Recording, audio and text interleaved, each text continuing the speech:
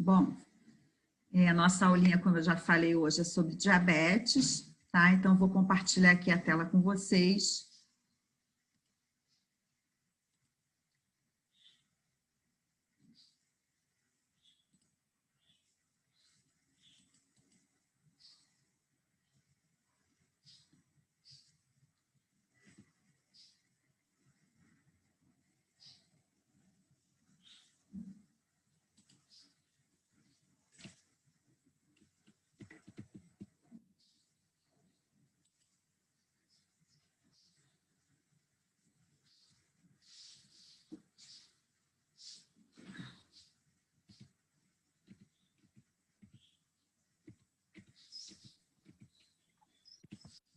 Pronto.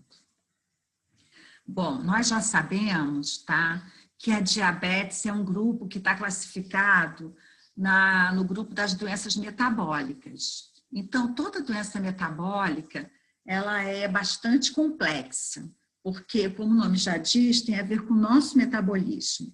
Então, embora as doenças tenham sua complexidade, seu passo a passo, cada organismo vai responder de uma forma. Isso a gente vê com uma pessoa que tem um hipotireoidismo, um hipertireoidismo, a própria diabetes mesmo. Cada um vai responder de acordo com o metabolismo do seu próprio organismo. E a gente sabe que o diabetes, né, ele tem a ver com o quê? Principalmente com a nossa alimentação e de que forma esse alimento vai ser metabolizado no nosso organismo. Então, qualquer falha metabólica que a gente tenha, nosso organismo vai responder. E cada um, como eu falei, vai responder de uma maneira. Claro que a gente sabe que na diabetes, por exemplo, a gente vai ter picos hiperglicêmicos, picos hipoglicêmicos, mas cada organismo, tá, ele reage de uma forma. Por exemplo, a gente sabe que determinados pacientes fazem uso de insulina.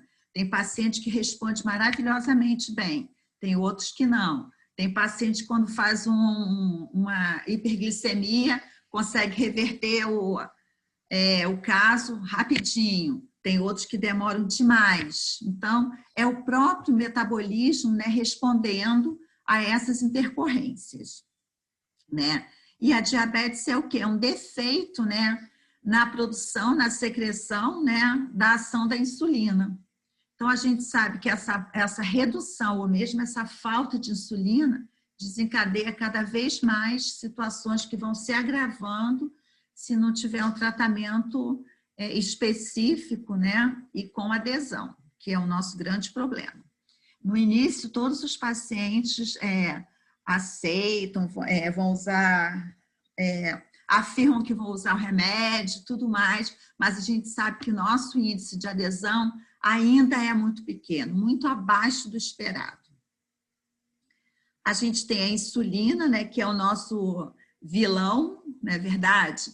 Que é o hormônio produzido pelo pâncreas, né? Ele que vai fazer esse controle do nível de glicose no sangue, né? E hoje a gente tem um valor normal da glicemia de 70 a 110, tá? Miligramas por decilitro. Só que aí eu quero falar uma coisa com vocês, tá? Embora a gente tenha esse limite, tá, desse valor, hoje a gente, como eu sempre falo isso, que desde que foi aberto, tá, a entrada, né, de vários laboratórios no mercado, a gente tem diversas marcas de reagentes. Então, a gente pode ter reagentes que dão um valor bastante diferente um do outro. Então, eu posso fazer exame no laboratório que usou o reagente X, e daí ele vai me dar como limite máximo dentro da normalidade 110. Eu posso ir para outro laboratório que vai me dar o limite máximo da normalidade 90. Então, muitas vezes, você está achando, nossa, eu estou com a glicose altíssima. E, na verdade, é importante que a gente veja o valor de referência que aquele laboratório usou, tá, dentro no consumo, né, no uso do reagente que ele utilizou para esse resultado, tá? Para esse exame. Então, muitas vezes a gente fica apavorado, até às vezes um resultado de uma glicemia até abaixo do normal, só que para o laboratório, tá? O reagente que ele utilizou, aquele valor está no seu padrão de normalidade. Tá? Então, sempre que vocês forem ver um resultado de vocês, de algum familiar, ou mesmo no hospital do paciente, vão sempre olhar o valor de referência que o laboratório está usando. Isso vale muito também para a questão de infecção, do número de leucócitos. Durante muitos anos, turma, o valor de leucócitos ficava sempre assim, entre 8.000, né? Acima de 8.000 já era considerado um caso de infecção. Hoje a gente já tem laboratório que trabalha até com 11.000, tá? Dentro do padrão, né? Sem ser considerado uma infecção. Então, isso tudo faz com que a gente também tenha que ter essa atenção maior nesse contexto.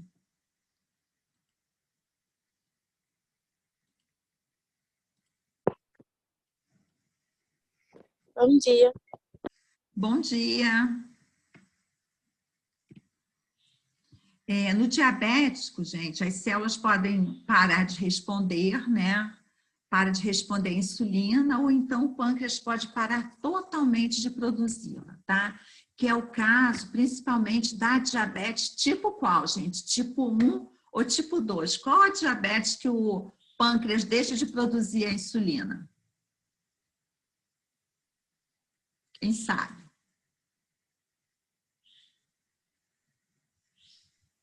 Que ele deixa de produzir, acho que é tipo 2, porque é tipo 1 ele já não produz, né? Já é um Sim. defeito. No Diria tipo um 1, defeito, né? Entre eles. muitas vezes, Rafaela, a criança nasce, mas ela só vai dar sinais de alguma intercorrência a partir dos 2 anos ou a partir dos 4. Tem gente que só dá sinal até na adolescência, já com 15, 14 anos, mesmo produzindo, tá? Uma quantidade muito pequena, vai reduzindo até deixar de produzir. É muito difícil, assim, eu nunca tive nem contato com alguém que já tenha nascido, tá, com pâncreas sem produzir insulina. Não sei se tem registro de casos, tá? Eu sei que, por exemplo, crianças com 2 anos, 3 anos, já começam a apresentar sinais e sintomas pertinentes. E detalhe, turma, são sinais e sintomas que muitas vezes os pais não reconhecem, porque todos nós, né, nós, mães, pais, esperamos que os nossos filhos, né, nasçam perfeitos, não nasçam com nenhuma doença. Então, não passa pela cabeça da gente, poxa, que meu filho nasceu, né, portador de diabetes. Então, fica muito difícil, às vezes, a criança só consegue ser diagnosticada quando ela vai para o colégio e aí o professor, alguém de lá, às vezes até a mãe de outro aluno, identifica alguma anormalidade e aí sim a criança inicia o tratamento. Também tem essa questão que às vezes se prolonga muito, né, o diagnóstico por conta do desconhecimento. Isso vale para muitas outras doenças que a gente nem está acostumado, vê pouco. Questão do autismo, que a gente sabe que no início a gente tem dificuldade, questão de outras doenças metabólicas que a gente conhece pouco, mas que são muitas e a gente não tem contato. Então, assim, tem dificuldade também para a gente chegar no diagnóstico. Embora seja uma doença comum, não é tão comum assim, tá? Então, a gente sabe que na deficiência do funcionamento do pâncreas, tá? O paciente pode desenvolver uma hiperglicemia, né? Que é o quê? É a consequência, tá? Desse volume concentrado, né? De açúcar no sangue. Aí, essas complicações metabólicas, tá? Elas levam ao quadro principal de cetoacidose diabética, e também algumas doenças vasculares. Sendo que a cetoacidose diabética, gente, qual é o principal risco, qual é o principal fator que vai desencadear com essa doença? O que o paciente vai precisar? Alguém sabe? Que tipo de tratamento ele vai necessitar quando ele está com um quadro de cetoacidose diabética bastante grave. Só o nome já leva à gravidade.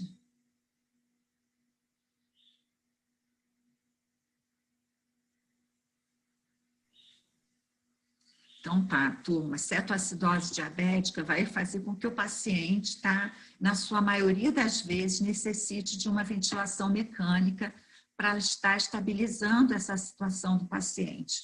E a gente sabe que nós temos muita dificuldade de conseguir leitos, né, de terapia intensiva, dificuldade hoje, atualmente, que está a maioria dos leitos, né, com Covid. E, então, a gente tem que tentar, né, a todo momento, evitar que o paciente chegue a apresentar esse quadro, que é um quadro tão grave e que necessita de um tratamento tão específico e que a gente tem tanta carência na nossa rede hospitalar, seja ela na rede pública ou mesmo na rede privada. Aqui, gente, eu coloquei que o diabetes ele afeta aproximadamente 7,6% da população brasileira, mas alguns estudos já dizem que está alcançando mais de 20%, tá? Então, a gente tem aqui, ó, mais ou menos de 5 a 7,7% já tem pré-diabetes, tá? E 50%, tá, não tem diagnóstico. É aquele paciente que muitas vezes passa mal, até com quadro de hipo ou de hiperglicemia, vai na UPA, é assistido e nunca mais retorna. Então, ele acaba ficando sem diagnóstico. Nos Estados Unidos, 800 mil novos casos são diagnosticados por ano. A gente sabe que o grande vilão da diabetes não é só o açúcar, mas sim o quê, turma?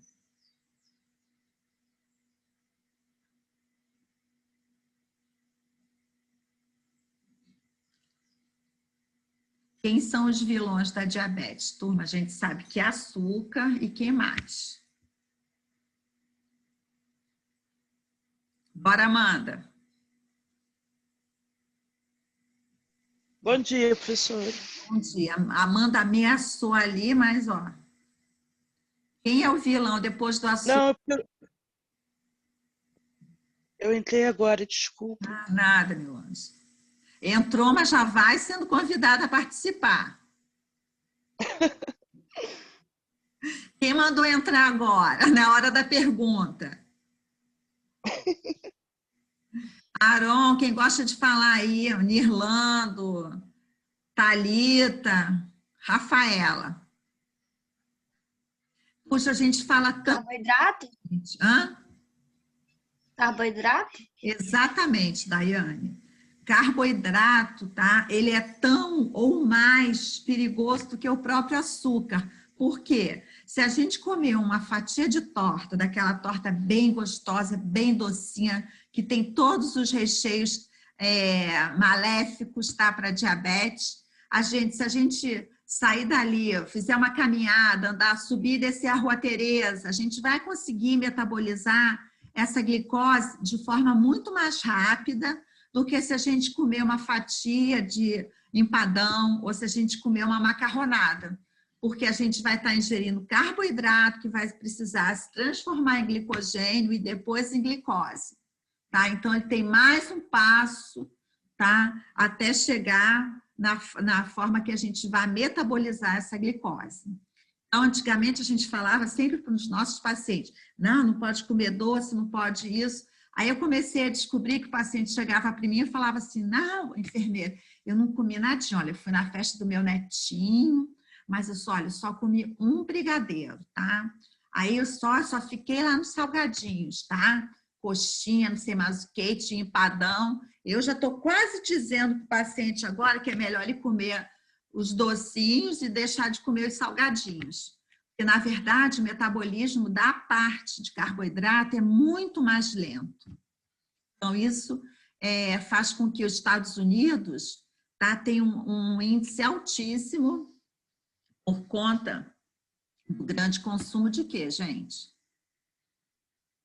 Fast food. Isso. Aí, qual é o ingrediente principal do fast food?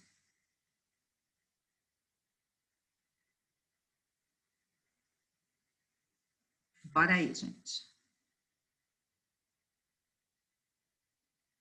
É o carboidrato. Professora, acho que o carboidrato e a gordura também é muito Isso. presente, né? Porque tudo Isso. é fritura. E aí Tudo a que eles gente vê consomem. hiperdislipidemia, né? Mas a gente sabe que o quê? Vai consumir um hambúrguer, tem pão.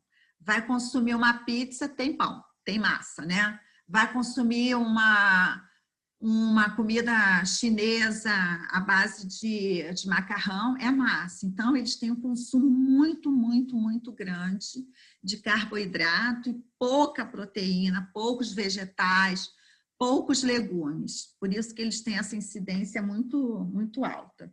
Mas nós não estamos ficando atrás, não, tá? O brasileiro agora também já entrou nessa há algum tempo, do consumo muito grande de fast food, né, gente? A gente sabe, né, como era bom quando dava intervalo, né, a gente ir lá para a Lili, né, pegar aquela fila quilométrica, chegar atrasado para o outro pedaço da aula, porque a fila era grande, né, e comer aqueles salgadinhos todos terríveis, porém deliciosos, né? O Nirlanda, ele está escondido atrás de não sei o que eu não consigo ver o rostinho dele, mas vamos lá.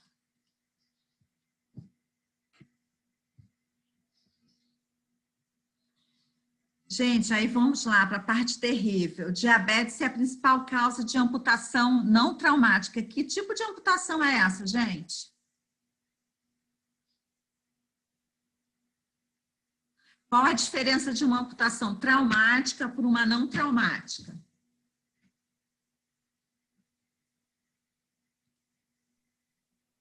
Traumática deve ser quando é um acidente, né? Isso, Amanda. E não traumática. Traumática. Não traumática é quando, geralmente, o paciente, quando é diabético, tem que amputar algum membro. Isso, é aquele pé podre, Então, é uma. né, com aquele perfume de É uma hormonas, né? Então, precisa fazer amputação, às vezes várias, tá? Eu tive um paciente que fazia hemodiálise, que ele já não tinha as duas pernas, começou a amputar os pedaços, já tinha amputado acima do joelho, tá? Então, assim, é uma cena assim, bastante constrangedora, né? Que a gente tem que vivenciar e, com certeza, para o paciente também, não é verdade? Então, assim, essas amputações começam. É um dedinho que fica necrosado, é o dedo Professora, que fica necrosado. Fala, Daiane. essas amputações vão ser sempre provenientes de gangrena ou não? Não, sempre é o quê? O que acontece, tá? Ali vai ser uma porta de entrada. Entrou ali um micro-organismo. Pode ser uma bactéria, tá? E ele vai o quê? Essa bactéria, a gente tem dificuldades para tratar. E a gente sabe que a maioria, talvez, não sei, vou falar, uma grande parte, né, das pessoas que têm já comprometimento do pé, tem dificuldade para fazer um curativo correto, não vai ao posto de saúde na data que está marcada, não liga para isso. A gente vê o quanto de gente que tinha pela rua, né, mostrando aquelas lesões horrorosas, vivendo até dessas lesões, não é verdade? Então, assim, aquilo vai gangrenando, pode complicar pegando a rede vascular, que pode ser tanto comprometendo a parte venosa quanto a parte arterial. A parte arterial ela é muito mais complexa, tá? Normalmente, a maior parte afeta somente a parte venosa, tá? Que a gente fala da dificuldade do retorno venoso, a gente orienta para elevar os membros inferiores, né? Mas o comprometimento arterial, ele é muito grave e de rápida resolução, porque se a gente não amputar o paciente que está com comprometimento arterial, rapidinho aquilo pode começar a subir, o paciente vem a falecer rapidamente. Então, lembra quando eu contei aquela história do paciente que foi no centro cirúrgico, que foi amputar uma perna que estava com comprometimento arterial severo, daí amputaram a perna errada, amputaram a perna que não estava comprometida na sua função arterial, só na função venosa, e quando a filha descobriu, ele teve que voltar para o centro cirúrgico para amputar a perna com comprometimento arterial, porque, na verdade, se ele não amputasse, ele iria a óbito rapidamente. Tá? Então, a gangrena, né, é essa complicação, né, que vai corroendo toda a parte, depois vem essa complicação vascular severa, que é muito difícil de controlar, muito difícil. Nem todos os pacientes respondem ao antibiótico, a gente fica trocando de antibiótico, e tudo isso, turma, é uma demora, né, na resposta ao tratamento. Para a gente saber que o antibiótico não respondeu, a gente vai ter que esperar pelo menos 3, 4 dias para a gente ver, poxa, não está respondendo, né? Por isso eu sempre falo que a nosso poder de observação como enfermeiro, ele é assim, essencial, ele é fundamental, porque somos nós que vamos avaliar isso. Claro que o médico está vendo, mas a gente está vendo, ontem estava assim, hoje também está assim, amanhã continua assim, que mesmo frente ao tratamento que ele está recebendo, de medicamento e mesmo de ação local, curativo, com algum produto, ele não está respondendo. Então, está na hora da gente sinalizar e a gente trocar esse tratamento. E assim, vou falar para vocês, gente, é muito difícil, tá? Porque a questão da aceitação é fundamental. E o que a gente tem mais dificuldade é a não aceitação. Então, a gente tem essas amputações não traumáticas, a gente tem cegueira em idade produtiva, porque o paciente apresenta que lesão, gente? Qual a doença que ele vai apresentar aqui? Que levou à cegueira?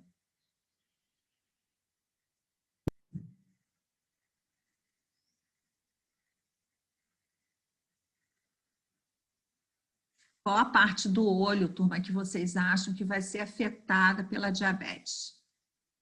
Vocês já ouviram falar nisso. Bora aí.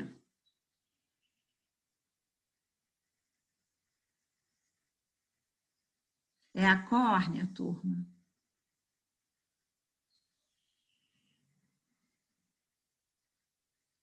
É a íris. Não, gente, é retina, tá? Então, esse paciente tem bastante chance de fazer uma retinopatia diabética, e aí ele fica cego da noite para o dia, ele dorme enxergando e acorda cego. Toda lesão na retina, tá? Ela é muito difícil de tratar. Na retinopatia diabética, isso não é reversível, tá? Ele vai ficar cego mesmo, tá? E mesmo no descolamento de retina, a gente tem respostas não muito positivas para o tratamento, tá? E além da amputação e da cegueira, tá? Ele já vai estar apresentando uma doença renal em estágio bastante avançado, muitas vezes já em fase terminal, que vai precisar fazer o quê, gente, para essa doença renal?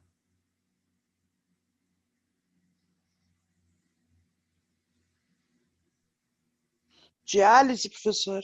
Exatamente, tá? Não tem como sair desse quadro se a gente não dialisar esse paciente, de preferência fazer uma hemodiálise, que é muito mais rápido e consegue, né, remover todas essas escórias que estão aí em quantidade muito elevada, ureia, creatinina, sódio, potássio. A gente precisa colocar isso tudo para fora para que ele consiga ter uma estabilidade no organismo, tá?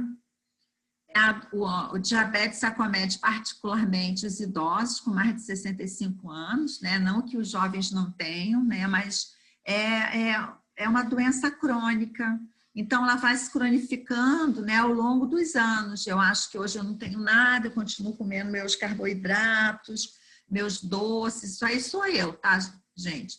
Eu adoro um docinho, adoro um salgadinho, entende? Então, né, a gente vai fazendo pequenas lesões. Então, quando a gente chega numa faixa etária, essas pequenas lesões já estão bem agravadas, né? E aí a gente já está mesmo precisando de um tratamento mais específico.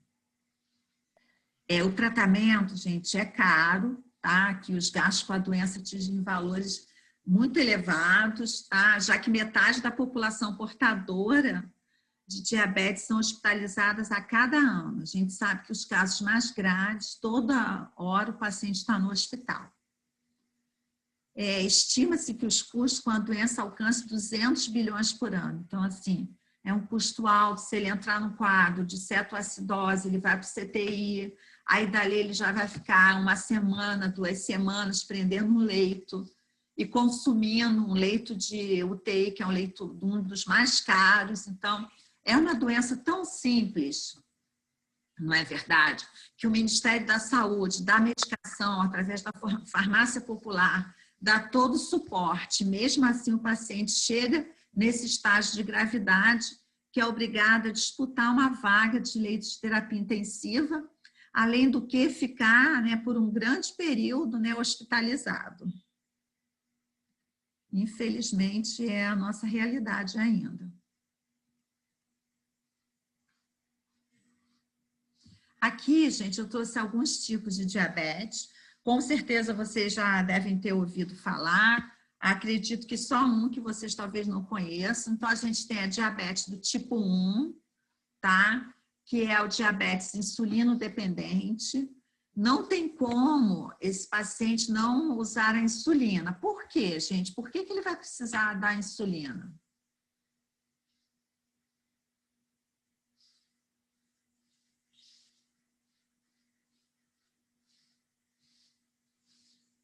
Ele vai precisar da insulina porque o pâncreas dele não está mais produzindo. Então, a gente vai ter que fazer essa reposição, né? Fazer o serviço do pâncreas, né? Dando de forma sintética esse produto que ele não produz mais, tá? Então, de 5 a 10% das pessoas, tá? Que apresentam esse tipo de diabetes, que é o tipo 1. No tipo 2, gente, é aquele diabetes mais frequente, que a gente conhece, que tem um familiar, tem um vizinho da gente que é diabético, tá? A maioria deles, tá? 90%, tá? Não são insulino dependentes, tá? Consegue estabilizar, se manter somente com hipoglicemia antes oral, tá? Então, ele não vai precisar de insulina, mas em algum momento, em estágios mais avançados, ele pode passar a ser tanto dependente do hipoglicemiante oral quanto da insulina. A gente tem o diabetes gestacional, gente, tá? Que os hormônios da placenta, tá? Eles provocam, tá? Essa resistência à produção de insulina. Então, o organismo começa a produzir menos insulina. Tá? Só que normalmente, tá? Isso é controlado durante a gestação e depois que a criança nasce, que outros hormônios são liberados, tá? Hormônio da ocitocina, tá? Vários outros hormônios da prolactina, tá? Esse hormônio da insulina, ele volta ao seu patamar de normalidade, tá? E a paciente não vai ficar diabética, ela só teve diabetes na gestação. Mas, Margarete, ela pode ficar diabética? Pode, existe essa possibilidade, tá? Não é tão frequente, mas existe a possibilidade de ela não conseguir mais produzir de forma adequada, né, a insulina. A gente tem diabetes também associada a outras condições ou síndromes, tá? Algumas síndromes, tá? Que a pessoa já nasce, tá? Com essa deficiência, com essa lesão no pâncreas, tá? De não estar produzindo ou estar produzindo em pequena quantidade, mas em função de alguma síndrome que leva a essa situação. E a gente tem a diabetes insípido. Alguém já ouviu falar nela?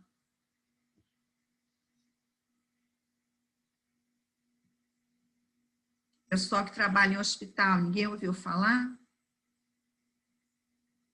Não que eu me lembre, professora. Não. Eu já ouvi falar, mas eu não... Quem trabalha em hospital pode já ter ouvido, tá?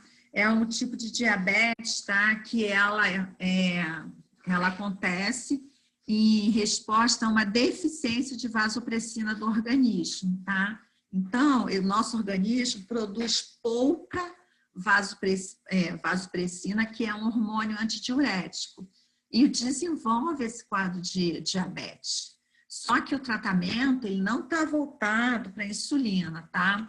A gente vai tratar essa diabetes de outra forma, tá? Então, mais à frente eu vou explorar um pouquinho mais, tá? Então, aqui no tipo 1, tá? Revendo aqui, tá? O pâncreas, ele produz pouca, né? Ou nenhuma insulina já, dependendo do estágio que a gente, às vezes, faz o diagnóstico, né? Então, o organismo precisa desse hormônio para controlar os níveis de glicose, né? Então, pode ser início agudo, né? Mais comum antes dos 30 anos, como eu falei, que tem gente que nasce com a produção muito mínima, mas, de alguma forma, consegue conviver com isso, tá? Então, normalmente, assim, até 20, 30, eu não conheço muito caso, não. Mas, na adolescência, isso se torna muito comum, porque é a fase, né, que o adolescente quer comer de tudo, é a fase do crescimento, é a fase hormonal, então a fase que é aquela fome terrível, e aí, como existe essa deficiência, né, ela se mostra rapidamente, porque o consumo do adolescente é tão grande que o organismo que já vivia numa falência, né, tem, nesse momento, uma dificuldade muito maior, e aí ele começa a apresentar os seus sintomas. O tratamento, gente, para qualquer, tanto tipo 1 quanto tipo 2, ele vai ser sempre baseado na dieta, infelizmente não tem outro jeito, exercício físico, tá? E injeção de insulina, tá? Nesse caso aqui, tá? Às vezes o paciente nem vai precisar do hipoglicemia antioral, ele vai fazer só a insulina, tá? E não vai precisar, em outras situações, sim. E a gente vai precisar sempre monitorar esses níveis de glicose, todo dia, né? Ou a cada 3 dias, ou uma vez por semana, costuma ficar um pouco longe, para a gente ter um controle maior dos níveis de glicose, tá? Quem tem diabetes tipo 1, gente, e teve esse diagnóstico muito jovem, ele consegue gerenciar isso de forma muito melhor do que o adulto já com mais idade. Porque, por exemplo, a minha filha estudava com uma criança que é de 4 anos, que era diabética. Então, sempre quando tinha festinha no colégio, né, na sala de aula, o pessoal achava interessante porque ela não comia nenhum docinho, não comia bolo. E aí as crianças, né, que são terríveis, né, perguntavam, não, mas você tem que comer porque docinho é gostoso, que não sei o quê. E aí, né, ela falava uma coisa muito interessante, né, que a minha filha sempre comentava. Ela falava, não, eu não sinto falta, eu não gosto porque eu nunca provei. Então, ela foi condicionada, né, a não comer nada derivado de açúcar. Então, assim, tem muito mais facilidade porque existe a substituição no lugar do docinho se come outra coisa, no lugar do bolo se come outra coisa, e assim vai se levando, né? Muito ruim é na adolescência você chegar e falar que não pode comer as coisas que o adolescente mais ama, não é verdade?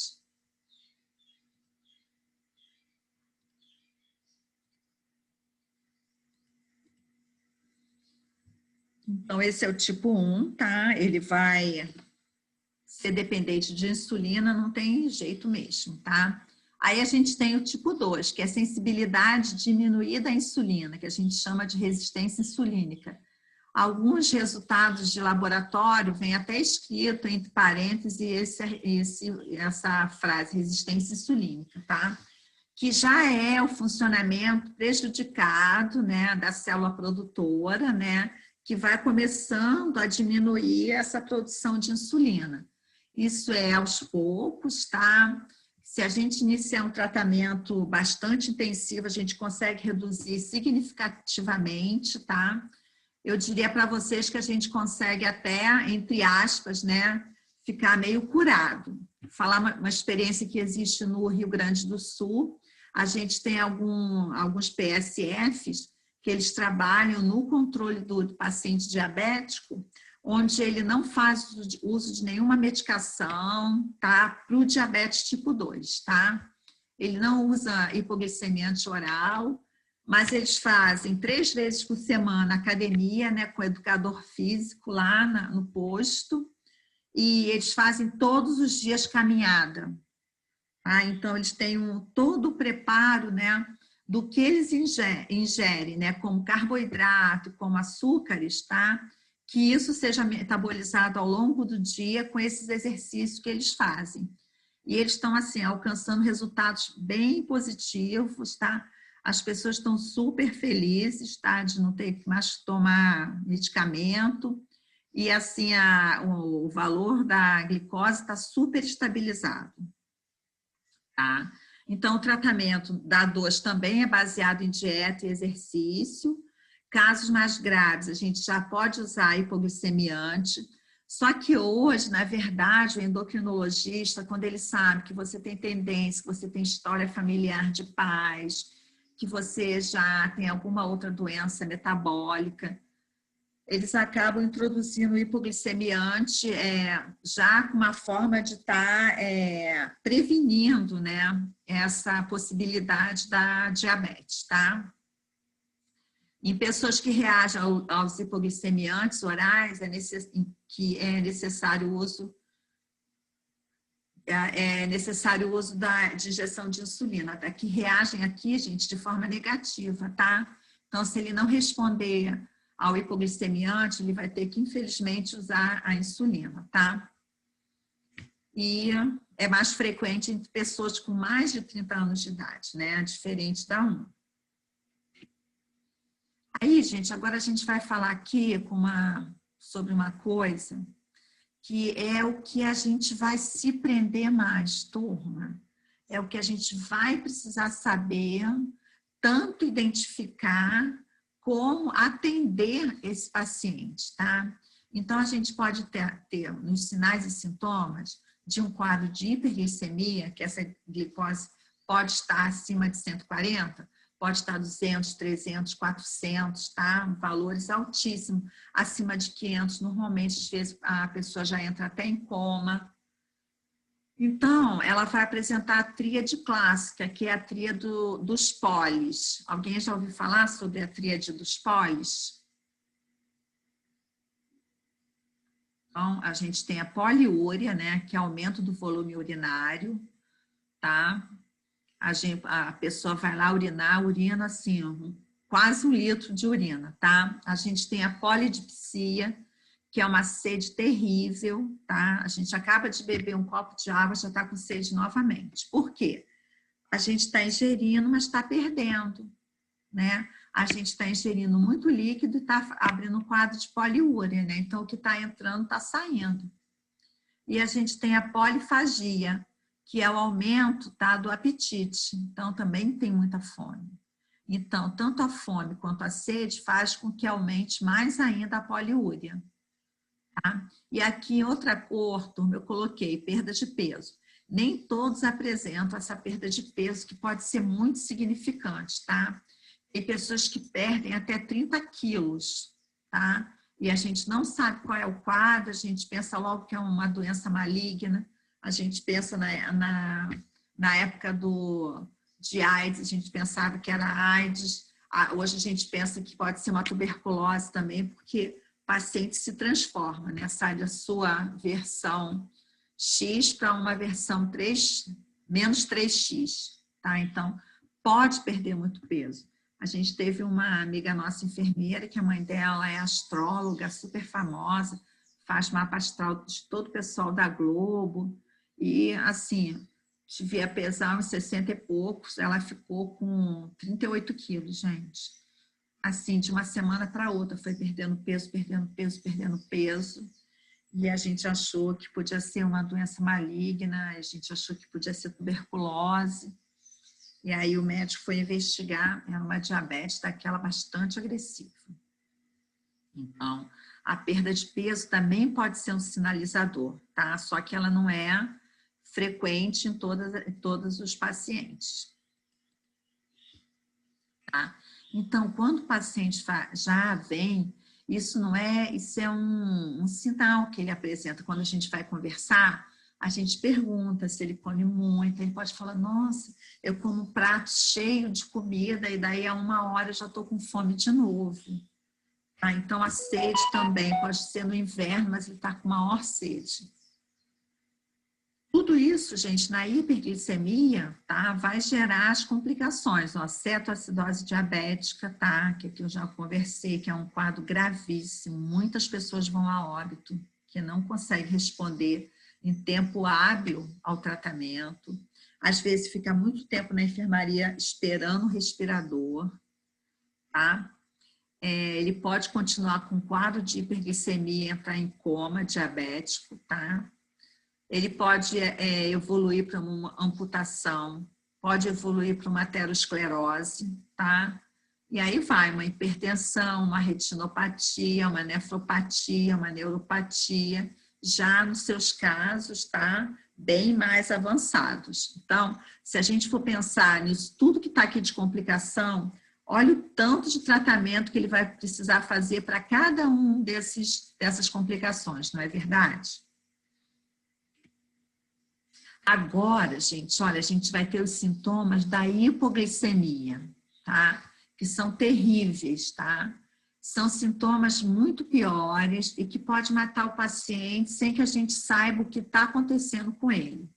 Tá? Esses sinais e sintomas acontecem, na sua maioria das vezes, quando a glicemia está abaixo de 60, tá? Ele pode apresentar tremores, tontura, que isso, tremor e tontura, a gente vai relacionar com o quadro de hipoglicemia, turma?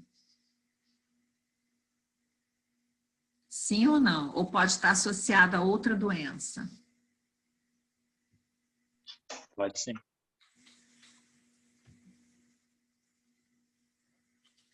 Pode, mas também pode estar associado a outra doença neurológica, não pode? Então, só o tremor e a tontura, a gente não vai chegar a um diagnóstico. Aí ele começa a apresentar sudorese, aquela sudorese bastante violenta, aquela sudorese fria, de pele fria, pegajosa, que cola a roupa toda no corpo. Ele pode dizer que ele está sempre com fome, pode apresentar cefaleia, palidez intensa. Aí vem mudança brusca de humor ou de comportamento, movimentos desajeitados, muitas vezes até pelos tremores, pela tontura, dificuldade de prestar atenção ou confusão, sensação de formigamento em torno da boca. Turma, se a gente não prestar uma assistência imediata a esse paciente, ele vai para o óbito rapidinho, tá? É mais fácil ele morrer da hipoglicemia do que da hiperglicemia, tá? Não que a hiper não vá matar, mas ela é mais lenta. Na hipoglicemia, ela é muito agressiva. Vou contar uma historinha também para vocês. Estava eu no metrô no Rio, na plataforma, esperando o trem. Eis que, de repente, acontece um tumulto lá, tá? E alguém cai na plataforma. Mas, como não era o dia dele ir lá para o outro país, tá? Ele caiu justamente no trilho não eletrificado. Aí veio o pessoal, naquele socorro, conseguiram tirar ele, botaram ele ali na plataforma, vieram os paramédicos, né? Aquela confusão toda, né? E o que será que aconteceu? Aí descobriram que ele estava com um amigo, o amigo também falou que não sabia, que ele não tinha nada, não sabia, não conhecia nenhuma doença dele, tá? Aí tinha uma senhorinha já mais quase 80 anos. Aí ela falou, nossa, isso já aconteceu comigo, quando a minha glicose baixou muito. Aí eu chupo uma bala, ou então eu coloco açúcar debaixo da língua e melhoro logo. Aí, né, aquela confusão dos paramédicos, né? Aí o paramédico foi lá, pegou o aparelhinho, tá? Ele estava com 28 de glicemia, gente. E aí perguntaram para o amigo falou que eles tinham saído atrasados, que nem tinham tomado café. Então, com certeza, essa glicose veio baixando durante todo o período noturno, né? Ele acordou, não ingeriu nenhum açúcar, e aí foi trabalhar, e aí o que tinha de açúcar foi embora. E aí, gente, realmente é muito fácil. Se o paciente, às vezes, responde só com açúcar mesmo, sublingual, se ele está nesse quadro, ele não vai poder chupar uma bala, né? Para chupar uma bala, ele ainda tem que estar lúcido, orientado para chupar a bala. Mas se a gente não conseguir, a gente pode estar fazendo uma ampola de glicose a 50% a 25% via venosa, tá? Que aí sim o paciente tem uma resposta quase que imediata, tá? Então, isso, turma, a gente pode perder o paciente que está internado com a gente. Às vezes ele pode estar internado até com outro quadro, tá? Só que naquele momento ele fez um quadro de hipoglicemia porque ele é diabético. Aí isso já aconteceu muitas vezes comigo, na hora de passar visita, principalmente à noite, na hora que a gente vai verificar sinais vitais, tá? O paciente está lá todo colado, suando frio, com aquela sudorese intensa, tá? E aí a gente, nesse momento, tem que correr, porque se o médico estiver atendendo, se o médico não estiver logo ali, se ele não tiver para prestar uma assistência, se ele tiver com a veia puncionada e tudo, a gente pode fazer logo uma glicose, tá? A gente faz o HGT, vê quanto tá, e a gente faz uma glicose endovenosa, tá? Para tirar esse paciente do quadro. Até porque no hospital, né, é difícil a gente achar um açúcar para botar sublingual, alguém que tem alguma bala para o paciente chupar, e mesmo assim o paciente chupar tem todo aquele cuidado, né? Da broncoaspiração, daquilo tudo. Então, nunca esqueçam, turma, que a gente tem que ter um cuidado muito intenso com o quadro de hipoglicemia. Alguém já presenciou algum quadro? Professora, o hálito cetônico também, né? Também, só que no hálito cetônico, o que acontece? Ele só vai estar presente na hiperglicemia, na hipo não está, tá? Porque o hálito cetônico vem de... Na hipo? Na hipo, não. Na hipo, ele não tem esse hálito cetônico, porque o hálito cetônico é justamente, tá? É o aumento muito grande das escórias. Nesse momento, tá? Ele está com baixa. Entende? Ele pode estar com algum hálito, tá? Até do próprio, que ele se alimentou pouco, alguma coisa, mas não é presença de acetona nesse caso.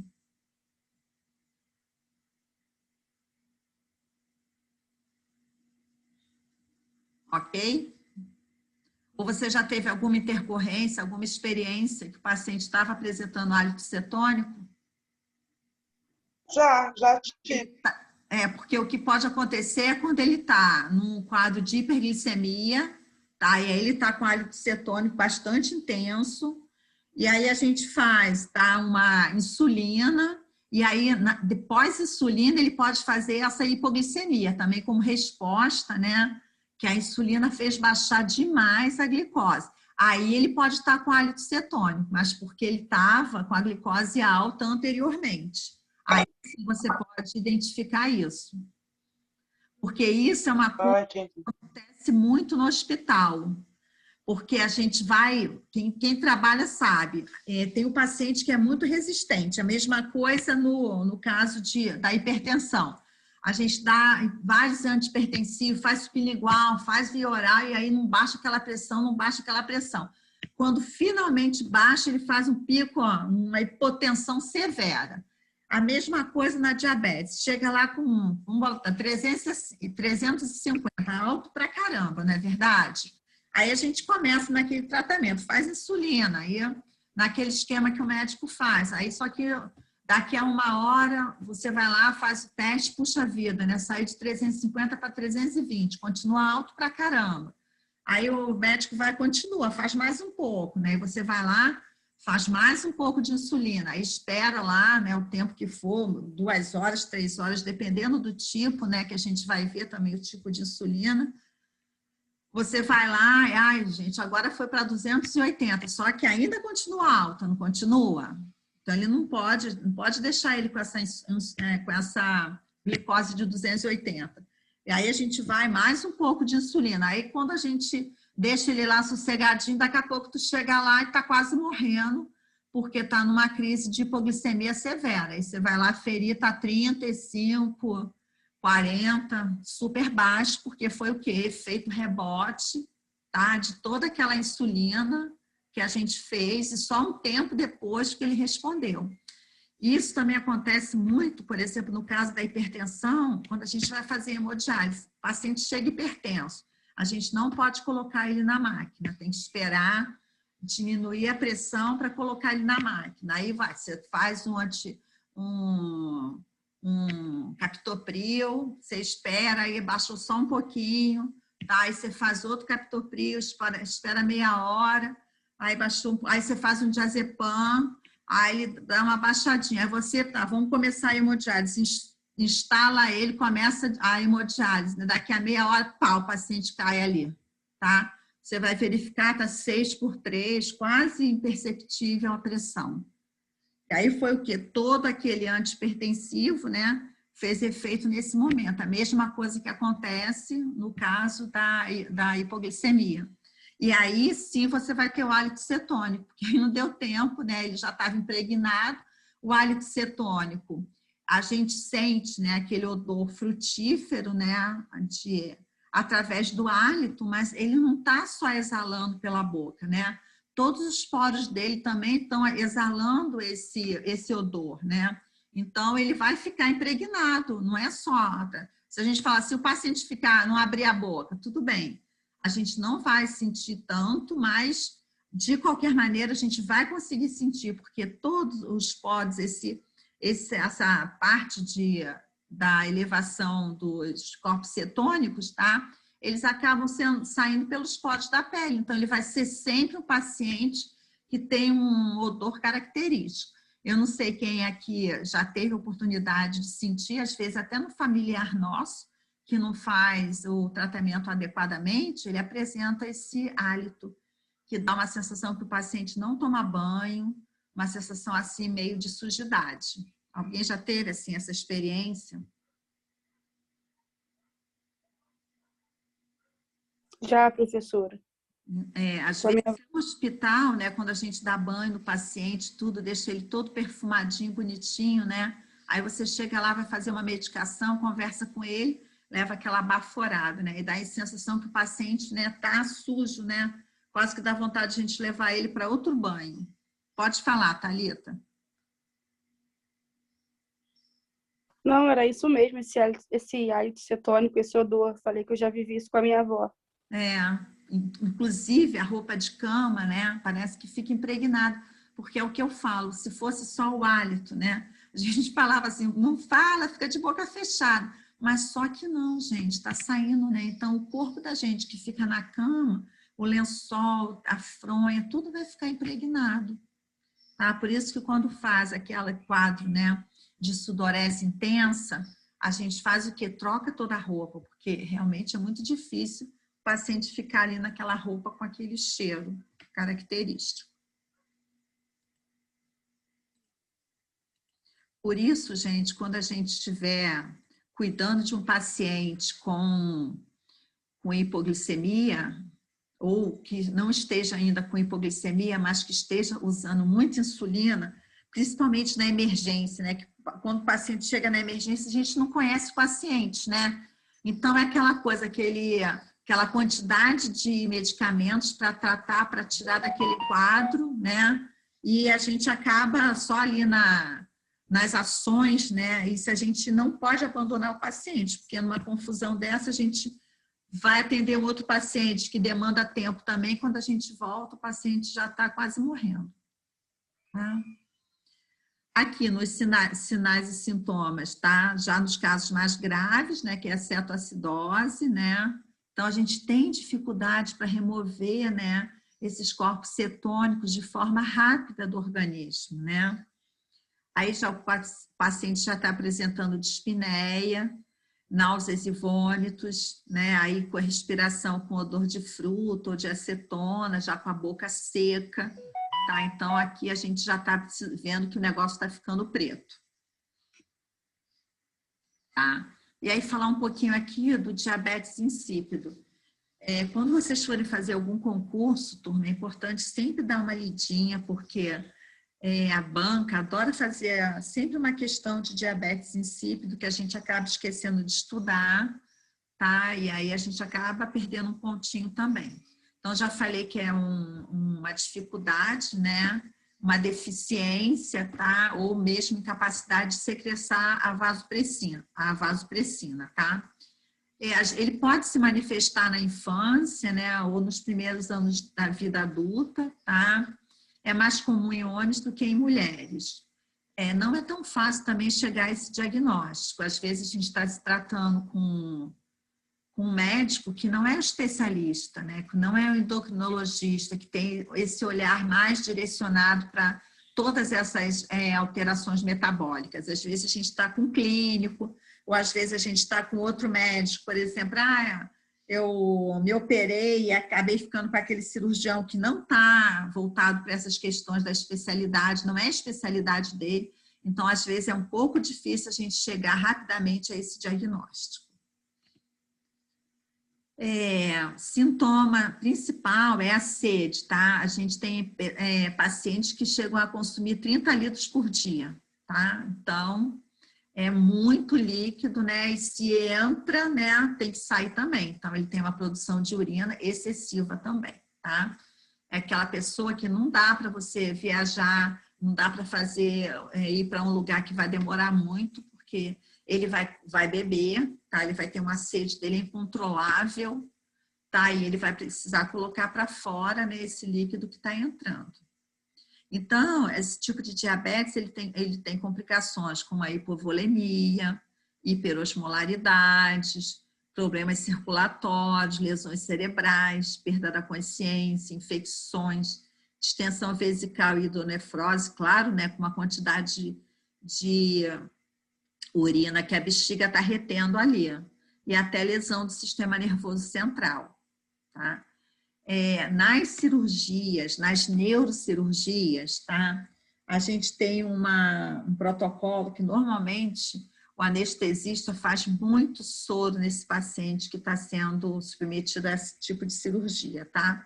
Então, existe um protocolo para prevenção do diabetes insípidos, porque existe uma tendência grande aos pacientes que são submetidos à neurocirurgia de virem a desenvolver esse tipo de diabetes, tá?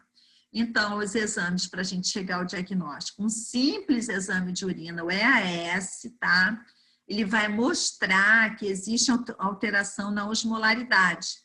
Então, a partir desse exame, a gente já vai começar, né, a explorar mais essa possibilidade de ser um diabetes insípido.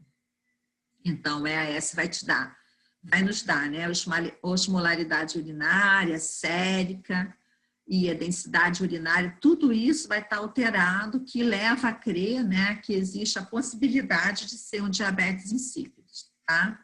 O tratamento, como eu já falei, é a administração de vasopressina por via subcutânea, tá? Principalmente após as neurocirurgias, tá? Então, existe todo um protocolo que o paciente que vai ser submetido a qualquer neurocirurgia, tá? Ele já faz, os médicos já iniciam esse protocolo para exatamente fazer a prevenção desse diabetes que pode surgir em função da cirurgia propriamente dita, né? Da parte, né, do transoperatório, né, onde tudo acontece, tá? E onde esse excesso de soro também entra no organismo do paciente, tá? Eu não vou explorar muito mais isso, porque como é específico, quem quiser fazer uma leitura maior, tá? Pode fazer. Vou falar agora um pouquinho aqui das categorias de insulina, tá? A gente sabe que existem vários tipos de insulina, tá? Então, a gente tem insulina de ação rápida. Desculpe aí, gente, o telefone tocando aqui. A gente tem a insulina de ação rápida, tá? Que ela tem início de 10 a 15 minutos, tá? E fica fazendo a ação até 1 hora, tá? Ela dura, tá? Tem uma duração de 3 horas. Tá? Reduz rapidamente o nível de glicose, tá? E a gente tem ação curta. Vou falar das duas para depois eu começar a refletir sobre isso, tá? Na ação curta, ela tem início só a 30 minutos, tá? Depois que a gente fez a insulina, de 30 minutos a 1 hora que o paciente vai responder, tá? E no máximo de 2 a 3 horas. Pode ter paciente, como eu falei, que só vai responder a essa insulina 2 a 3 horas depois, tá? E ela dura no organismo de 4 a 6 horas. Então, depois de 4 a 6 horas, eu vou precisar fazer uma nova dose, tá? Se eu quiser manter o nível de glicose dentro dos parâmetros de normalidade, tá? Então, gente, eu vou fazer aqui uma pergunta para vocês. Se um paciente chega, tá? Eu verifiquei o HGT, eu vi que está uma glicose de 290. Qual é a insulina que eu vou fazer para esse momento? Eu vou fazer a de ação rápida ou a de ação curta?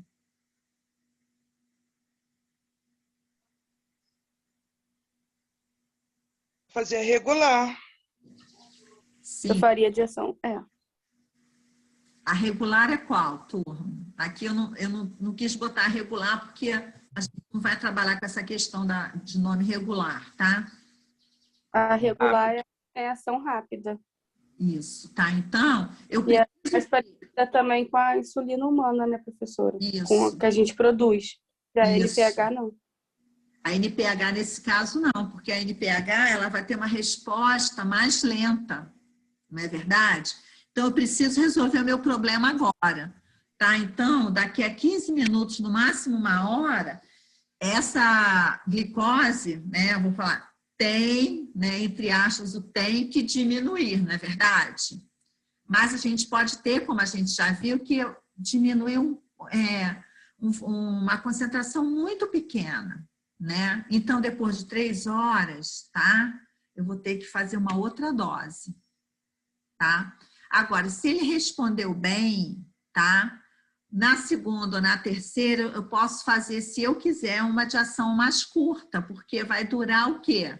De 4 a 6 horas. E a ação rápida, não, ela tem uma duração curta, porque ela precisa fazer efeito rapidamente. Então, enquanto ela faz efeito, né? Depois de 3 horas, ela não está mais no organismo, tá? Então, a de ação curta, né? Ela pode ser feita 20 a 30 minutos antes das refeições. Hoje em dia tem várias formas também de se fazer. Isso está mudando muito. Até a NPH que faz em jejum, já tem alguns médicos que não trabalham mais usando ela no jejum. Então, muita coisa vem mudando, né? E a de ação curta, ela pode ser tomada isolada ou em combinação com a de ação mais longa, que a gente vai ver ainda, tá? E assim, turma, a gente vai controlando esse paciente, que no início ele é muito trabalhoso para a gente, porque se ele não responder eficazmente, tá? Ele com certeza vai dar um trabalhinho para a gente até conseguir diminuir. E tem gente, turma, que eu vou falar, passa às vezes o dia todo no atendimento e só assim, chegou de manhã, só no final do dia que a gente consegue estabilizar a glicemia dele, tá? Realmente, assim, é um organismo muito difícil, né, de aceitar o tratamento proposto. Então, esses pacientes, eles são muito instáveis e assim a gente acaba perdendo. O paciente vai a óbito, né, de uma hora para outra, porque ele está com vários sinais e sintomas que não foram identificados, ou que ele até identificou, mas não valorizou, que isso é o que acontece muito, tá? Já os mais medrosos, não, eles têm muito receio, né, de morrer da doença, então eles são mais cuidadosos, tá? Mas outros, a gente fala e é muito difícil ter uma colaboração. Aqui a gente já tem a de ação intermediária, mas olha só, o início da ação dela é de 2 a 4 horas. Eu não posso nunca usar essa no paciente que está chegando, né, com quadro de hiperglicemia, não é verdade?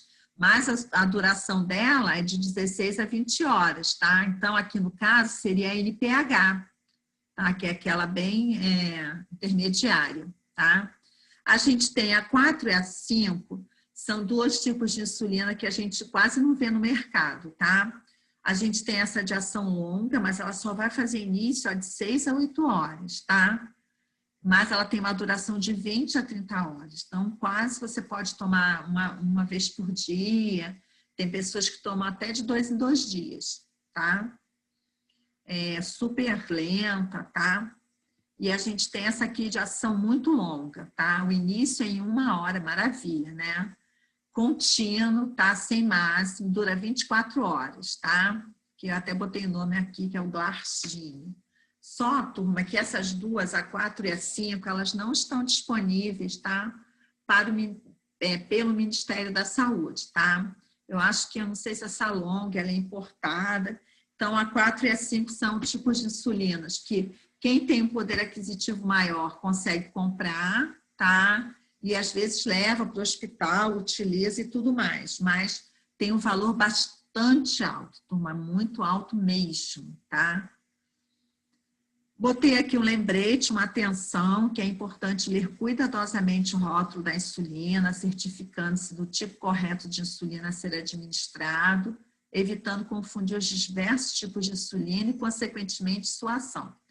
Tem que falar muito sobre isso, turma, porque aqueles frasquinhos são todos iguais, a gente não pode se acostumar com a cor do rótulo, então achar que a NPH é verde, a regular é amarela, ou outra cor que ela que seja. A gente tem que ler o rótulo, porque quando a gente trabalha, principalmente no hospital da rede pública, a gente compra por licitação de menor preço. Então, cada vez que chegar um lote de medicamento, vai chegar de um laboratório. Então, que a minha regular hoje, que tinha rótulo verde, no mês que vem pode ter rótulo rosa, e assim sucessivamente pode ir mudando. Cada laboratório faz o seu rótulo do jeito que quiser, tá? Até tem essa solicitação de não poder fazer do mesmo rótulo do concorrente, alguma coisa do gênero, tá? Então, assim, é necessário que a gente tenha assim, muito cuidado. Os frascos são iguais, tá? E principalmente que a gente vai fazer insulina, né, durante o período noturno, onde nosso metabolismo neurológico também já está reduzido. Tudo isso a gente tem que ter uma atenção grande. Outra coisa também, gente, a gente entender, a gente conhecer aquela bendita seringa de insulina. A gente saber quanto que a gente vai aspirar, a gente saber quanto que o médico, né, recomendou para que seja feito. Isso tudo, gente, interfere demais. Um erro, a gente pode matar o paciente, tá? Vou contar aqui um caso que aconteceu, não vou dizer qual foi o hospital, que muita gente até conhece esse caso, tá? De uma paciente que ela eventualmente estava internada no hospital e eventualmente ela fazia um quadro de hipoglicemia assim, severa, de assim, dava 7 horas da manhã, rodava o plantão da enfermagem, chegava os médicos, era aquela correria, aquele estresse que a paciente quase morrendo. E assim, toda semana ela apresentava um quadro desse. Então, começou a buscar o que era, vou resumir, tá? Então, a chefe de enfermagem pegou um frasco, né, de qualquer medicação lá, e uma seringa de insulina, ela foi em plantão por plantão, de dia, de noite, gente. E pedia para todos os técnicos, todos os enfermeiros, aspirar a quantidade de insulina, tá? Porque a gente sabia que era um erro de alguém que devia estar fazendo alguma coisa que estava levando a isso, porque não era todo dia. Então, gente, a gente conseguiu chegar, tá? Simplesmente a prescrição era de 4 unidades, tá? E o profissional estava aspirando 40. Então, essa pessoa recebia 40 unidades no lugar de 4 unidades. Então, claro que a glicemia dela, né, ia lá para o subsolo.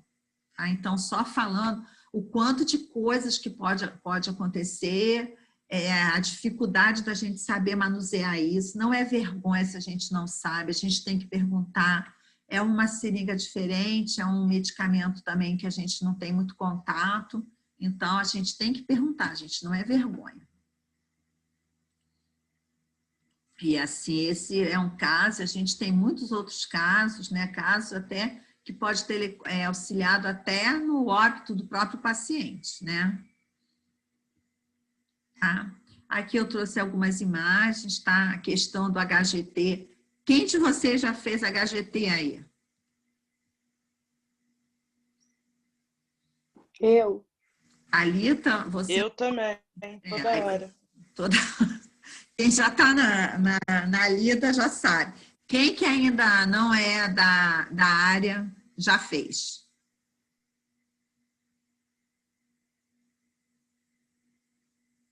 Ninguém fez, turma? Então, falar um pouquinho, tá? Vou voltar lá para mostrar novamente o aparelhinho, tá? Falar um pouquinho sobre esse aparelho. Ó. A gente tem hoje no mercado vários tipos de aparelhos, tá? Com vários formatos, tá? Várias características, tá? E a fita, né? Que é exatamente onde a gente vai encostar para pegar a gotinha de sangue, tá? Para cada marca de aparelho, a gente vai ter um tipo de fita, tá? Isso hoje se tornou uma coisa bastante difícil, porque a gente, quando está no hospital, por exemplo, gente, acabou minhas fitinhas do HGT, e eu estou, vou dizer, na maternidade, aí eu falo assim, eu vou lá na cirurgia geral, na emergência, ver se meu colega me arranja umas 10 lá para me emprestar. Só que aí, o que a gente chega lá é outro tipo de aparelho, a fita dele não encaixa no meu, tá? Só para assim, no meu hospital, há pouco tempo, a gente estava com 6 tipos, tá, de aparelhinho de HGT. Isso também acontece demais com bomba infusora, né? Quando a gente aprende a mexer numa, aí chega para a gente uma outra marca totalmente diferente. Aí ali a gente tem que aprender, né, literalmente, a se virar em todas essas tecnologias que chegam para a gente. Para piorar, alguns laboratórios, eu não sei aqui o pessoal que trabalha já, colocaram código de barra, tá, no aparelhinho. Então, aquele aparelho só vai receber as fitinhas, tá, que são, que respondem ao código de barra daquele aparelho. Aí, gente, dificultou mais ainda, tá? Porque a gente sabe que, às vezes, meu consumo é pequeno, por exemplo, no centro cirúrgico, a gente consome muito pouco, mas numa clínica médica deve consumir 10 vezes ou mais o que eu consumo no centro cirúrgico, certo? Então, assim, tem lugares que vai consumir muito, tem lugares que vai consumir menos. Então, eu podia estar fazendo essa troca, né? Mas agora, nesse formato, né, que cada um está vindo de um jeito, dificulta demais, tá? E cada tipo de aparelhinho, tá? Também tem sua forma de funcionar. Então, puxa vida, eu estava com esse aparelhinho aqui, que está na foto, eu sabia fazer direitinho. Agora veio um outro aparelho totalmente diferente, tá? Tem aparelho que a gente tem que primeiro, tá? Normalizar o aparelho, né? Fazer a calibração dele, depois você vai lá, colhe o sangue, introduz a fitinha. Tem outros que a gente faz toda a calibração, mas já com a fita no aparelho, tá? Então, cada um funciona de uma maneira, tá? Então, só para falar, eu quase não faço, na minha experiência, HGT, tá? Bloco cirúrgico a gente não faz muito dentro de um centro cirúrgico. Mas, quando chega para mim, eu sempre vou perguntar para alguém que faz muito como a gente usa aquele ali. Já exatamente para eu não furar o dedo do paciente 2 vezes, né? Porque, não era para ter molhado a fita, era para ter colocado primeiro no aparelho, assim, aquelas dificuldades todas. Então, a gente sempre pergunta, eu, pelo menos, prefiro fazer dessa forma, né? Para não estar errando, perdendo o material. Tem uns que a gente tem que botar a gota em cima, e tem outros que chupam, e tem outros que tem que a gotinha não é em cima. Tem que encostar na gotinha, que aí ele chupa o sangue. Isso. Isso é só para dificultar, gente, não é, Amanda? Aí a gente quer ensinar para alguém, aí a gente ensina aquele, aí o aluno vai lá na outra enfermaria, daqui a pouco já não é mais daquele jeito, é outro aparelho. Nossa, isso assim, nosso hospital foi terrível, isso, terrível. Causa um problema, acaba a gente nem fazendo o HGT, porque a gente, por exemplo, meu hospital, ele tem 48 setores, gente. Então, você imagina, um hospital de 13 andares, com mais de 40 setores, eu não vou saber em qual setor que tem o aparelho igual ao meu. Não é verdade? Então, também não vou ficar perambulando, né, ir lá para o 13 e descer caçando um aparelho que seja igual ao meu, nem ficar no telefone ligando. Então, assim, complica demais mesmo. Normalmente a gente faz o quê? No nosso andar a gente procura, né? Se tem outra clínica no nosso andar, ou embaixo, ou em cima, as mais próximas, né? Para a gente estar fazendo isso. Nem sempre a gente tem equipe que possa estar rodando o hospital todo, além das outras coisas que a gente ainda vai pedir ao longo do plantão, não é verdade? Então, tem essa... Professora. Oi. Tu agora também tem um digital, né, que é uma fita, um adesivo que tu coloca no braço do paciente. O aplicativo até ler, né? Então, assim, é muita coisa. E aí que eu falo, assim, pro recém-formado, não dá conta da gente saber tudo. Então, eu sempre falo que quando a gente for para o campo, mesmo durante o estágio ou depois de formado, a gente tem que estar sempre procurando conhecer o que tem. Sobrou um tempinho, gente, vamos lá procurar, vamos ver o que tem aqui que eu nunca usei, vamos perguntar, para na hora que o médico chega assim, fala para a gente, enfermeiro, faz aí um HGT, aí eu vou lá, pego o aparelho, eu olho, gente, esse aqui eu não sei mexer. Aí você vai ter que procurar alguém que saiba e torcer para esse alguém também que saber mexer naquele, né? E às vezes, muitos assim, ontem era uma marca e hoje já trocaram, porque tem essa coisa do fornecedor deixar lá em consignação e depois tem que trocar e entrar outra, uma confusão do cão. Mas a gente não tem como correr disso, que infelizmente, pior que isso também são as bombas infusoras, você está acostumada com uma aí, precisa fazer um Uniprid, precisa fazer um drip qualquer de emergência, aí vem uma outra marca de bomba que você não sabe, eu falo que eu só sei colocar o equipo, não é verdade? Totalmente diferente, a gente fica enlouquecido. Isso, gente, vai fazer parte da vida de todos nós, tá? Não existe só, um monitor cardíaco diferente, é tudo assim. Você chega no setor, são várias marcas, cada um de uma maneira. Só na rede privada que eles têm mais, assim, uma coisa mais igualzinha, tá? Mas também não é lá uma receita de bolo, não. Então, a gente tem o HGT, a gente tem uma, que eu acho que não trouxe aqui, tá? Uma agulhinha que a gente fura o dedo, que ela, esqueci até o nome, que ela dói menos, tá? Mas se não tiver, a gente faz um furinho com uma agulha mesmo comum, a agulha que a gente usa na seringa, tá? A gente não pode usar uma agulha muito... A lanceta. A lanceta, exatamente, Amanda.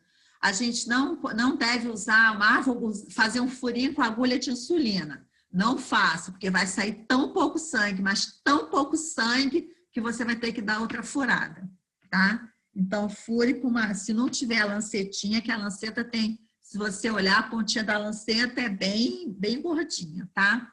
Eu gosto de furar com a 30x8, tá? 25x8, se não tiver, eu prefiro usar uma dela. Que eu dou uma furadinha. No início, gente, a gente suporta bem. Agora, você fazendo, tá? Quem faz insulina 4 vezes por dia e tem que furar o dedo 4 vezes por dia, tá? Depois de uma semana, a gente está tão estressada dos dedos da gente, todos furados e doloridos, tá? Que a gente já fica com raiva quando vê o aparelhinho, tá? A gente também tem que respeitar isso, que realmente é um pouco doloroso depois de um certo tempo. Tá? Aqui, tá vendo? Mostrando. Ô, professor, e quem faz drip no CTI, a gente tem que fazer de 1 em 1 hora. Mas, gente, não há dedo, né? Não há dedo que aguente, gente. Esqueci de falar agora... Morro de pena. Para quem trabalha, às vezes a gente pega o dedo, né, já está todo, é um hematoma só, né, parece até que está necrosado, tanto furo. Agora vem a parte bem chata, tá, gente? Esse aparelhinho, ele costuma vir aqui numa caixinha, numa bolsinha, numa embalagem, tá? Toda protegida. Esse aparelhinho, sabe? Ele é sempre motivo de muito aborrecimento, de responder processo, tá? É uma apurrinhação. Então, esse aparelhinho costuma ficar sempre no lugar fechado a chave fica em poder de alguém que tomara que não seja o enfermeiro, que o enfermeiro não é segurador de chaves, tá? Então, isso tem que normalmente ser contado quando passa plantão, para que não desapareça, para que alguém não leve de souvenir para sua casa, tá? Então, isso costuma dar bastante aborrecimento.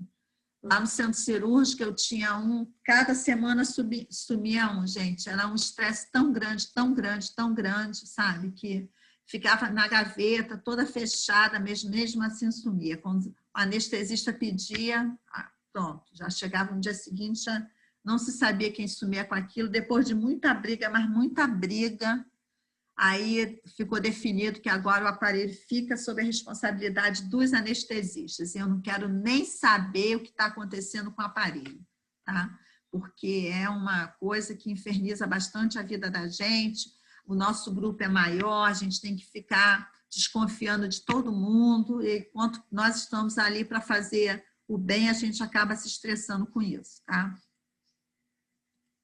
Não sei qual é a experiência de vocês lá no hospital, se vocês já passaram por isso também. Aqui, gente, é a dita seringa... Ah, professora, sempre acontece. Não tem seringa de insulina, tá? Eu trabalhei num setor que cada um tinha o seu. Nossa. Aí de manhã tinha que todo mundo devolver lá na mão do enfermeiro. Tinha que passar plantão dos aparelhos, não é? Não é fácil, é cada coisa. Isso. Gente, mas aí um esquecia de entregar para o enfermeiro, levava no bolso. Mas sem querer, entendeu? Quando chegava em casa, estava o enfermeiro ligando para a gente, para perguntar se estava no bolso, a gente falava, espera aí que eu vou lá olhar. Pior quando a gente deixava o jaleco lá no hospital. E assim vai. Gente, essa seringa, olha, tem uma marcação que é de 10 em 10, está até 100 unidades, tá? Então, se tiver prescrito, tá lá, por exemplo, 5 unidades, é muito pouquinho, tá? Muito pouquinho mesmo. Então, a gente tem que ter muito cuidado com as doses pequenas. Por exemplo, em criança, a gente vai usar doses muito pequenas, então a gente tem que ter muito cuidado. Aí vocês pensam, o que era 4, que aquela pessoa fazia, estava prescrito, e ela fazia 40, né? Poxa, 10 vezes mais, né? Então, algumas seringas já vêm com agulha, tá? Outras seringas vêm sem agulha e vem a agulha separada, tá? Então, de qualquer maneira, quando a gente vem com a agulha separada, tá? Eu sugiro que a gente aspire com uma outra agulha e depois a gente coloque a nossa agulhinha de insulina, tá? Agora, quando ela já vem com agulha e seringa, algumas, tá? Essa agulha não sai, tá? Ela já é acoplada diretamente na seringa, então a gente vai ter que aspirar com ela mesmo, tá? Ela tem um tamanho, tá? Professora. Oi. Desculpa, pode falar. Não, pode falar. É para interromper. Não, eu falei... Não, um dos erros também que acontece muito é quando o hospital troca essa seringa, né? A gente está acostumado com a de 100, eles mandam de 50, aí tu não percebe, aí tu vai puxando. Né? Um tempo aí, uma discussão que não era mais para ter de 50. A gente já teve insulina, hoje a insulina ela é toda de 100, né? Mas a gente já teve de 40 e de 80, que tinha até cálculo para isso. Quando eu dava aula de cálculo, eu botava o cálculo da insulina, só que aí eles tiraram, agora é tudo de 100. Então, a seringa que foi feita, é seringa de 100. Não deveria nunca ter feito seringa de 50, isso é uma discussão sempre. Porque antes a gente tinha a seringa de 40 e a seringa de 80, porque a gente tinha insulina de 40 e de 80. Aí hoje não fabricam mais, fabricam só a insulina de 100 e, respectivamente, a sua seringa, que também deveria ser de 100, né? Eu não sei porque que eles resolveram fazer de 50, tá? Só para dar mesmo preocupação. Com certeza. Professora. Oi. Essa seringa de 100, cada tacinho daquele é 2 unidades. Ela não faz uma unidade, né?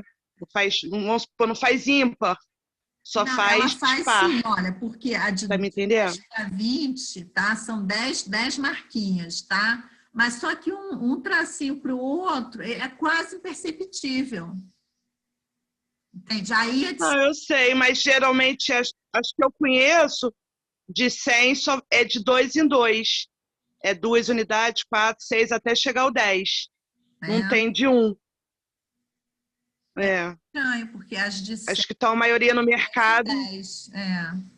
faz de 2 em 2. É a de 50, Amanda, que é de 2 em 2, não é? A de 100 Não, é de 100. Não, a que eu tenho, que eu geralmente trabalho, é de 2 em 2. E é de 100?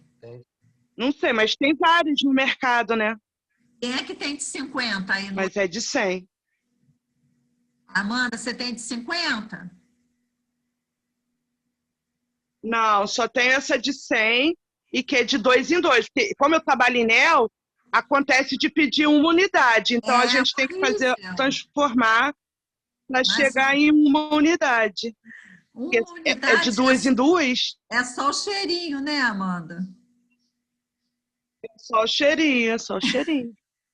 Deixa eu te falar, Amanda. Mas em um bebê não pode fazer. Né? Manda uma foto dessa de 2 em 2 para mim, para botar aqui. Vou mandar. Tá. Aí tira, você pode mandar. Eu vou até ver se eu tenho aqui perdido, porque às vezes, né, a gente tem um material que sobra, para não da correria tem que devolver, mas aí você não devolve. Quem tiver uma de 50 que dá para mim, eu agradeço, que aí eu posso mostrar. Aqui são as várias, aqui ó, tá vendo? É outro tipo de seringa sofisticada, cara pra caramba, tá? Que a gente não tem acesso. Vou falar uma coisa para vocês, tá? Que o povo, tá, diabético, ama, tá? Injetar insulina aonde? Em que local?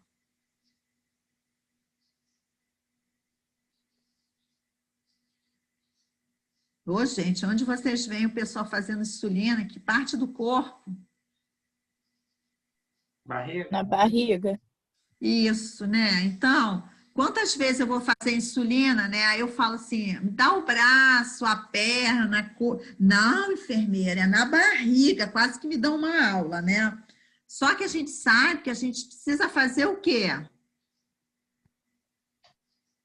Um rodízio. Do local da área de aplicação, né? Para a gente evitar o quê? Para a gente evitar a lipodistrofia. Porque se a gente fizer, tá? Sempre a insulina no mesmo local, tá? A gente vai acabar destruindo aquele local, aquele subcutâneo. Além do que a gente vai criar, tá? Um aglomerado da própria insulina ali, que às vezes ela nem consegue disseminar e fazer seu efeito adequado. Então, a gente tem que ter muito cuidado com isso. E a gente pode estar fazendo em qualquer parte do corpo, turma, que tenha um tecido subcutâneo, tá? Que aceite. Lógico que a pessoa não vai pegar um paciente que está pesando, um adulto, 25 quilos, super, né, magro, e fazer essa insulina no local que ele não tenha quase subcutâneo. Às vezes isso acontece muito no idoso. O idoso, né, já tem aquela dificuldade por conta da pele, da pelanca, né, que afasta, tem pouco subcutâneo, né? Então, a gente tem um pouco mais de dificuldade. Mas se a gente fizer só ali na região periumbilical, tá? Daqui a pouco aquilo ali vai estar duro, tá? Com difícil poder de absorção, mas o paciente cisma que tem que fazer ali. Então, é importante também, quando a gente esteja na atenção básica, a gente orientar isso, que não pode ser feito. Lá no hospital que eu trabalho, a gente tem, como acho que em alguns outros hospitais também utilizam, né, aquele quadrinho que a gente marca os locais que a gente vem fazendo a insulina para que a gente não faça no mesmo local que o nosso colega fez anteriormente. Principalmente para os pacientes que estão desacordados, entubados, em terapia intensiva, que eles nem podem falar, não faz aí não, que já foi feito, tá? Então, a gente utiliza esse quadrinho que eu vou mostrar para vocês mais à frente. Professora, eu botei no grupo aí da saúde do adulto. Ah, então tá bom. Depois eu vou pegar e vou botar aqui. Professora, a gente chega até a fazer na orelha do paciente, se é um paciente queimado, faz na pontinha da orelha. Exatamente. E aí, se a gente imagina que a gente chega lá para um paciente que está acostumado a só fazer na barriga e vai fazer na orelha, né? Capaz de chamar até a polícia para dizer que a gente não é profissional, né? Então, assim, esse desconhecimento e essa... Não, eu digo fazer o HGT. Eu digo fazer o HGT. Ah, sim. Não administração. Também ali não tem subcutâneo, ali é só cartilagem, né? Mas daí você consegue sangue... eu digo só o HGT. Você consegue sangue ali? Na pontinha da orelha, no gordinho aqui. Consegue. Ai, gente, criança só... Para fazer o HGT dá para fazer. Aí, gente, tem esse quadrinho aqui de rodízio, tá vendo? Que a gente utiliza, cada um tem quadrinho lá diferente, tá? E aí a gente vai marcando, tá vendo? A primeira semana, segunda semana. Lá no meu hospital a gente funciona assim, a gente bota uma folha dessa à frente nas primeiras 12 horas do dia e no verso a da noite. Aí cada um vai marcando o local que fez, coloca o horário. Tá? E quem vem no próximo horário vai, coloca em outro local e coloca o horário. É assim que a gente vai fazendo. Exatamente para a gente não ficar fazendo só no mesmo local. Gente, cuidados de enfermagem aqui, gente, seriam inúmeros, não é verdade? Porque é tanta coisa que a gente tem que fazer, tá? Então, aqui, ó. Sempre no diabético, a gente tem que ter muito cuidado com os pés, tá? Porque os pés são a primeira porta de entrada do paciente diabético. Então, aquele micro-organismo que entra, aquela bactériazinha ali, né? Vai fazendo aquela feridinha, ele tem dificuldade para responder, ele tem dificuldade para cicatrização, tá? Então, aquilo ali pode se infectar, tá? Chegar na corrente sanguínea e chegar até um caso de gangrena, tá? Então, a gente tem que estar sempre orientando, naqueles cuidados todos, usar sapato fechado, mas sapato que não seja agressivo, não adianta a gente usar, né? Eu calço 38, vou usar um calçado 37, né? Que aí vai matar meus pés, tá?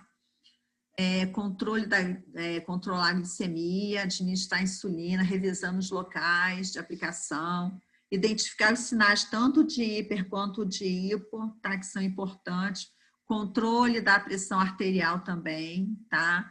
Porque normalmente, né, o diabético tem alguma complicação também, né, na questão de manter a pressão arterial nos níveis de normalidade. Observar alterações visuais para a gente estar identificando algum caso de lesão renal, tá?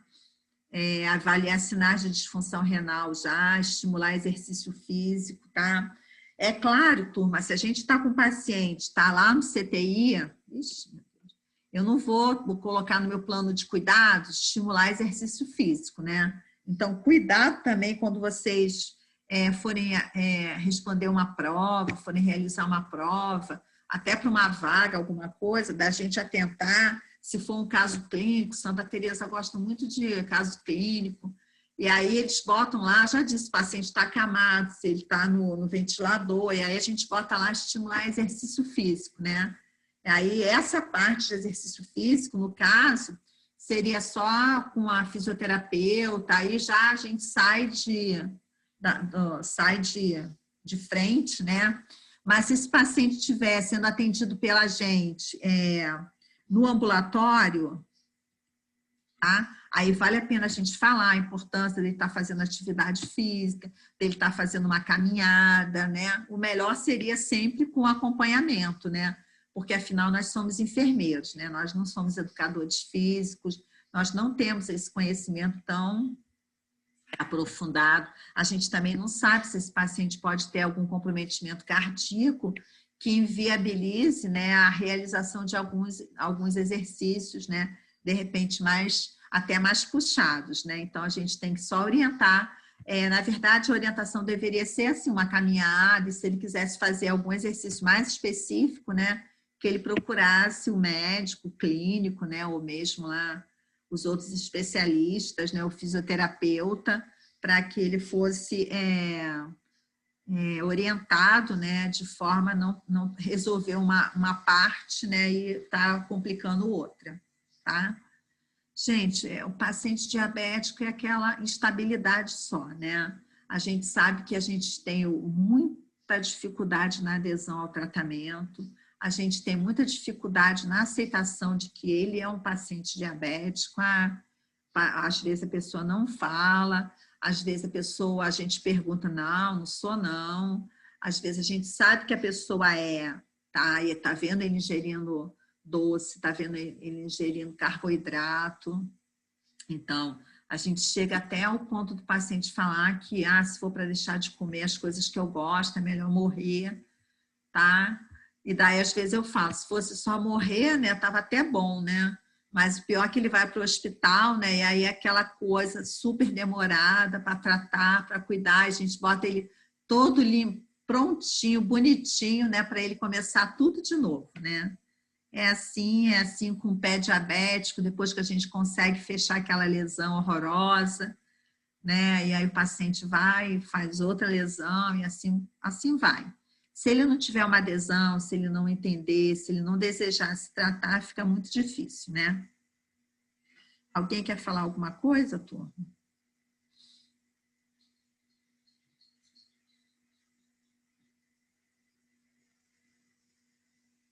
Ninguém? Ninguém quer comentar nada? Gente, a aula de terça-feira vai ser com a professora Helga, tá? Ela vai falar sobre saúde do idoso, tá? Uma aula bem legal também. E eu coloquei o plano lá atualizado, tá? Para quem quiser dar uma olhadinha lá, tá bom? Então, gente, por hoje acho que tá bom. Alguém quer complementar com mais alguma coisa? Leandra?